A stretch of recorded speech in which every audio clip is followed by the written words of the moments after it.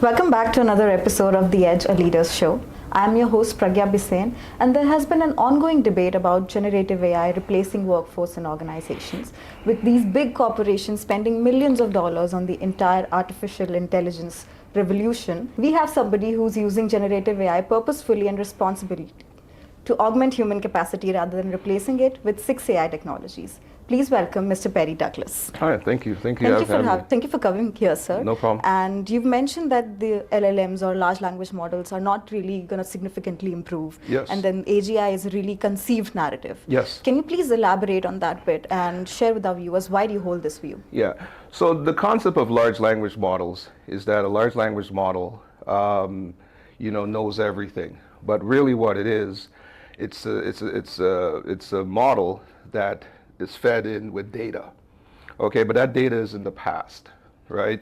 So from a large language model perspective, it's only as good as the data that it's fed.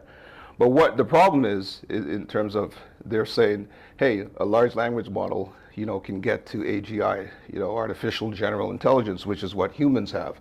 The problem with that is that intelligence is not just a function of data and information, it's a function of the 5 senses. Mm-hmm. So a large language model can't capture true human intelligence, because part of my intelligence here, as I sit here talking to you, is the observation of the room, my feelings, my senses, everything. Big data or LLMs can't capture that. So, it is artificial, and I just want people to understand that, when you talk about generative AI, it is just a tool, okay? It's just a tool that can be used to augment human intelligence. It can't replace human intelligence. So, it's a lot more to it, but on the surface, we have to be careful when we think, these language models can compete with human intelligence. It can't. Yeah, and you also mentioned in one of your articles that it's basically just similar to doing a Google search. Yes, yes. I didn't even say that. I did say that, but who actually said that was Yann LeCun. He's the head chief scientist for Facebook, for Meta. And this year at the Paris 2024 conference, he basically said that he wouldn't advise PhD students to even do any more research or go into that in terms of LLM, because there's really nothing more to be discovered. So his point was, and quoting him, I may get the quote wrong, but in the article, you can find it in Fortune, he basically says that large language models, essentially, from a search perspective, there's no real big difference between what you're going to get from an LLM from a Google search. It's a glorified search engine. It's what it is. It's a predictor of the next word. It's an algorithm. That's really, what it is at the end of the day. So we have to just be truthful. What I try to do with 6AI is I try to be truthful about algorithms and artificial intelligence. But if you look at what he said from Facebook, it's absolutely true. There's no real big difference than the search engine. Yeah. So what do you think are some drawbacks or limitations to LLMs that these big tech giants they're overlooking or they're downplaying? Yeah. I don't think they're overlooking anything. I think the big tech giants, big tech knows exactly what it's doing. So Microsoft, when Microsoft is spending billions and billions of dollars for OpenAI, it is just about market share. It's about maintaining your market share and expanding your market share.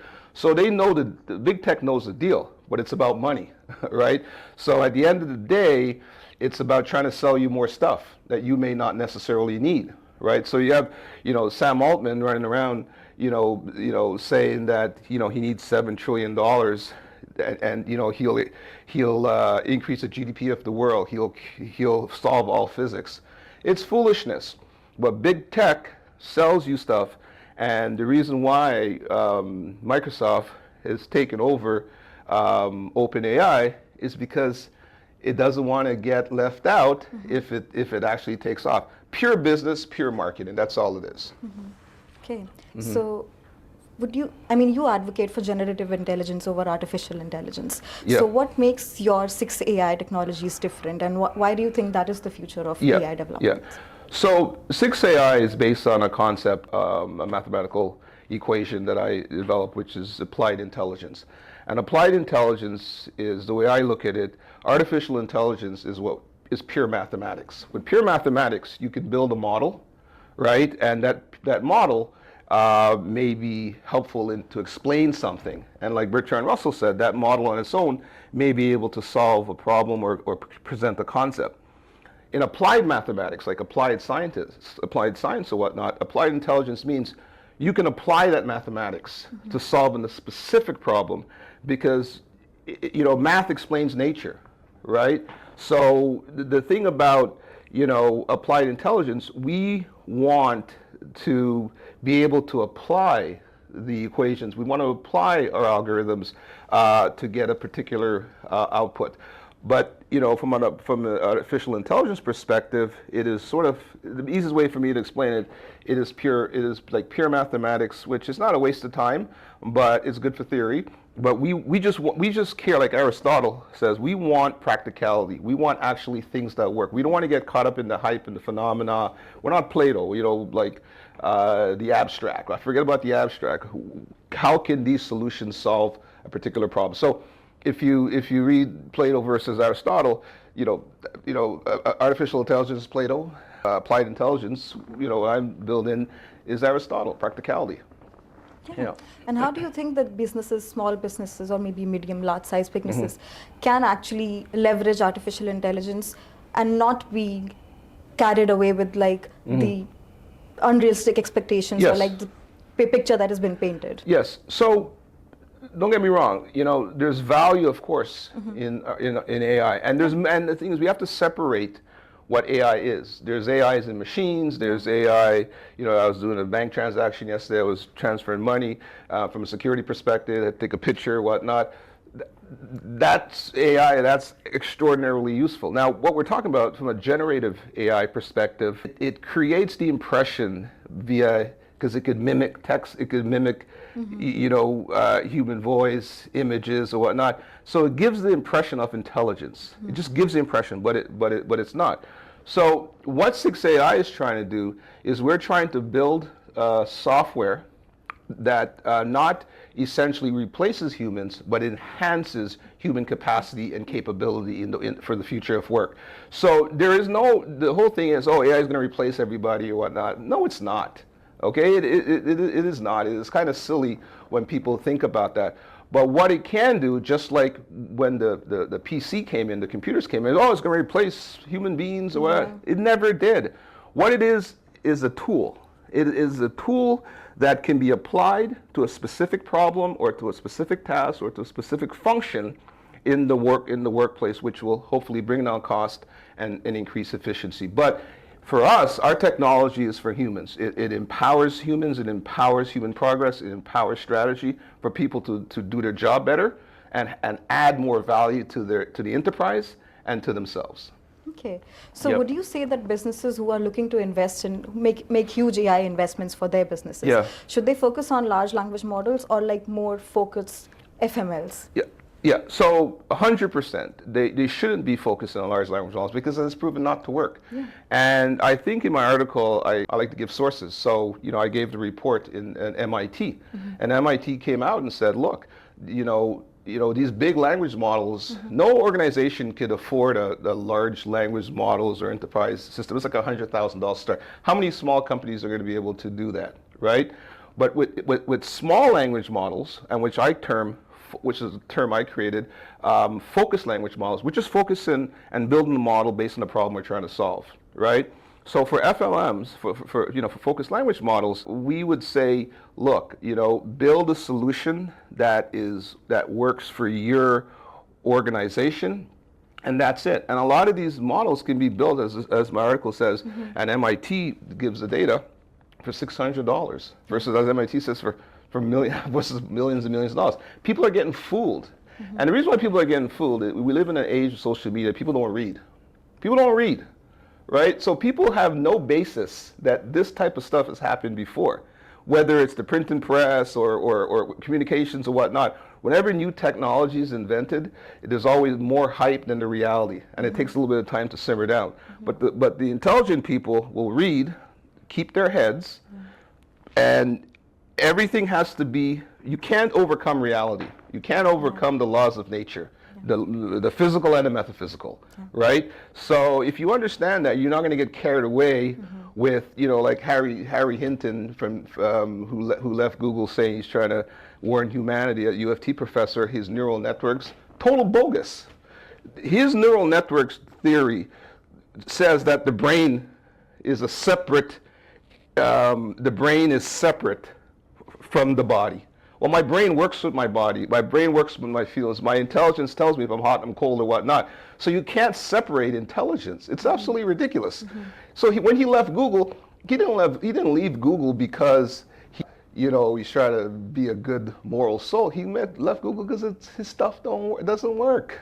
It doesn't work, and that's it. So just think and be practical, and you won't get suckered in, and you won't get fooled. Yeah, I agree with you there. Yeah, thank you. So how do you foresee the future with 6AI technologies, and do you think that this is the way that businesses should or are going to strategize in the future when it comes to their business models? Yeah, I mean, one of the things I've learned a long time ago, not to predict anything. All I can do is control what I'm doing, and all I can do is make good judgments based on what people actually want. You have to be able to separate the hype from the reality. And applied intelligence is something that we believe people want. If you can have a piece of technology, a piece of software, when you're working, even on your application and whatnot, that you can build a strategy for. So if your boss comes in and says, hey, I need this or whatnot, if you have a piece of software that you can rely on, that will give you good answers, right? And it's all how the prompt engineering will be created too. We're doing things a little bit differently. We are adding empathy to our model, and we, as we build our algorithms and our models, what we're trying to do is we're trying to make it conversational. Okay, we're trying to make it conversational in the way how people actually speak. Okay, and we're trying to create a framework so people can analyze their pain points. Analyze the opportunity, look at the opportunity, look at the risk, and come up with a strategy. So you can build a strategy for your organization yourself. You don't need a consultant to simplifying the process. Simplifying the process. Like you don't need a consultant to pay ridiculous money to give you a PowerPoint presentation and go get you Starbucks, right? I mean, the consultant industry is one of the biggest scams in the world, right? So if you have a piece of software that you can work with, that can give you information that is reliable, okay, and empirically warrantable, okay, and you can take that and apply it to, our software is holistic, and what we do is we build templates. So for example, in the media space, if you want to build a strategy, the focused language models will it's like, if you look at Canva, why Canva has been so extraordinarily successful is because it's simple, it's easy, and it's customizable. So whether it's the media, an industrial company, whatever, our focused language models, and that's why small is better, we can, based on a few questions, we can build a template specific for that business.